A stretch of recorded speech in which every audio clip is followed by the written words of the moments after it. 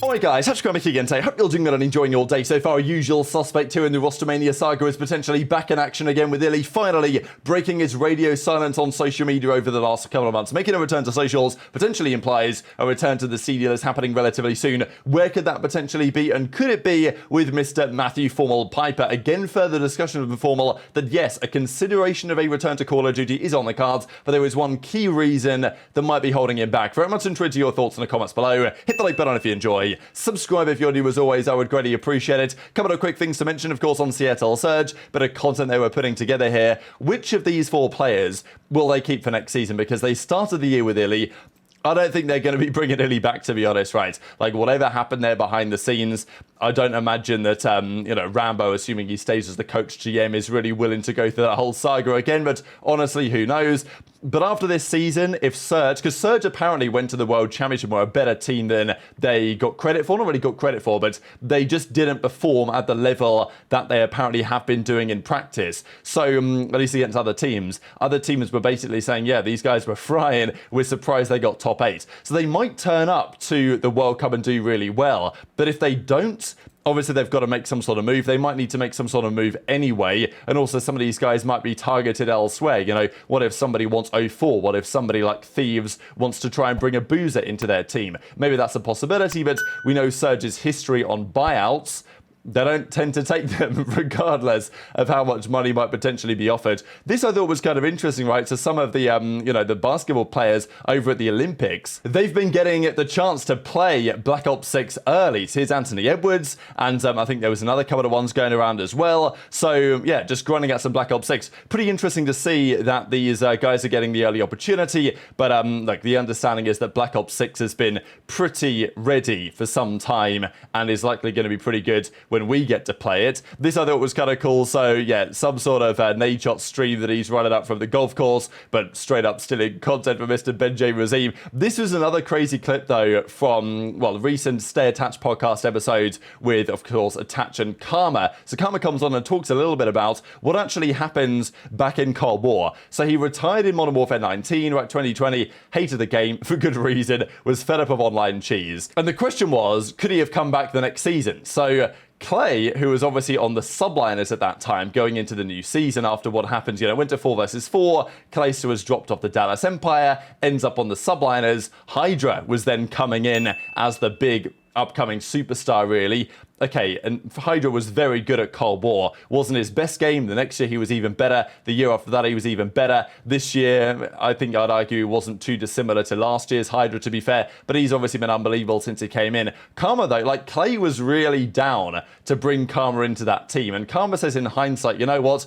I probably should have done it. But I guess at the time, Karma was kind of thinking, well, can I really be bothered with this anymore? And it would have been quite crazy to see, right, if iLLeY and Karma had teamed up there with HyDra. And, I mean, how would that have changed the trajectory of Call of Duty had Karma actually come back for that season, realised HyDra was an absolute animal, and, maybe Karma would still be playing to the present day? Probably not. He's still got the talent, Karma. I firmly believe that. If he actually was, fully committed to playing, I still think he could do it. But, maybe that would have changed things quite a fair bit. This as well, starting today, the top 20 players of MW3. So, because Method says, why is this an advent calendar, right? Just drop them all at once. I don't think that's the best way to do it. I think 1 a day is nowhere near enough, but we're going to do 3 a day from the 3rd of August until the 9th, which I think is about the right way to do it. And also, like for Breaking Point and the guys that put this together and put a lot of time into making this work, we partner with, sponsors and partners to bring these awards to the public. And if we're not able to have these partners, then we're just not able to fund to actually create and run these kind of awards and top 20s and, the effort that goes into actually making this happen. And if we just drop the list all at once, then it doesn't really work, right? Like it doesn't, the revenues don't add up. So, this is, I think, to be honest, this is my preferred way of doing it anyway, is, and even on the 9th, we go from 4th all the way down to 1st. So yeah, the top 20 is coming soon. Put your predictions in the comments below if you have the time to bother to do exactly that. Quickly on Arcetes, a player that will be at the Esports World Cup in, well, it's not far from now. What is today? The 3rd. The Esports World Cup starts, I think, on the 15th in Riyadh, Saudi Arabia, so just under a couple of weeks. And as he says, restricted free agent Huge thanks to everyone at Atomic for supporting me during my time in Challenges. Winning champs fueled my drive and now more determined than ever to compete for championships next season. So, yeah, basically Nastie is on LoL Gaming. That's who he's going to play for at the World Cup, or I'm not exactly sure whether it's still going to be LoL Gaming. There's been some discussions about that, but he will be there, right? So Nastie is going to be there. It's not like he's a free agent now and he's been dropped from his team. It's more like he's going to play the World Cup, but next season he is a free agent, and therefore, they've got to figure out the plan from there. He also got Ronnie's 14th player of all time, which, you could argue higher or lower. I think this is probably about right, to be fair. 2-time world champion, 9-time tournament winner, and, but just a player that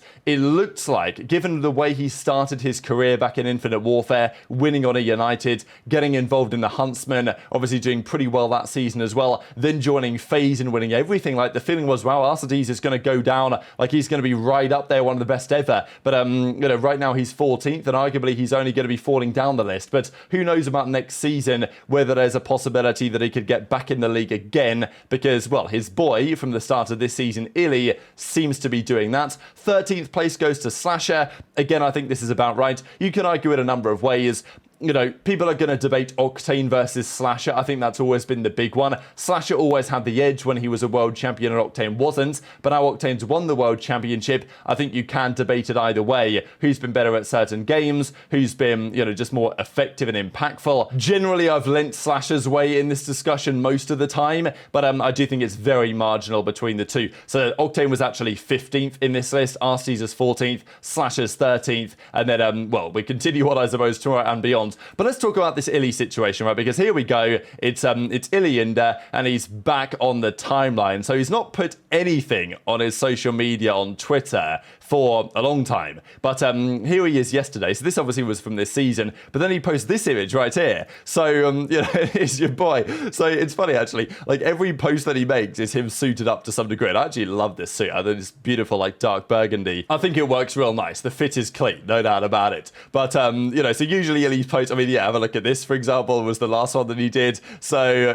just sensational content. But it's good to see him back, right? Just because we've been questioning, really, where's iLLeY? Is he going to come back? Why does he do this whole radio silence thing? Because he was genuinely one of the best players in the game at the start of the year. His search and destroy especially was absolutely impeccable, and there's good reason why he was, considered to be an absolute must sign if you could get him during the second half of the season. Of course, the quote that he puts on is just, the egg timer emoji or whatever you want to say, like, I'm coming back. What do people call this? When I called it an egg timer before, I got roasted. Hourglass, I think, is what people want me to say. But whatever, the point still stands that the sand's trickling down and his return to the league is coming very shortly indeed. That, of course, would be the implication. So last season, if you guys aren't aware of the whole story behind this, iLLeY, of course, comes into Surge, does very well in their search and destroys, but unfortunately, the whole drama at Major 1 happens, that famous interview, and then all of a sudden he was mysteriously removed from the team, and Seattle Surge mysteriously removed him from the organization without saying anything, and of course people have put 2 and 2 together and come up with potentially 4, potentially 5. I don't know if the community speculation on, let's say the substance abuse was correct or wrong,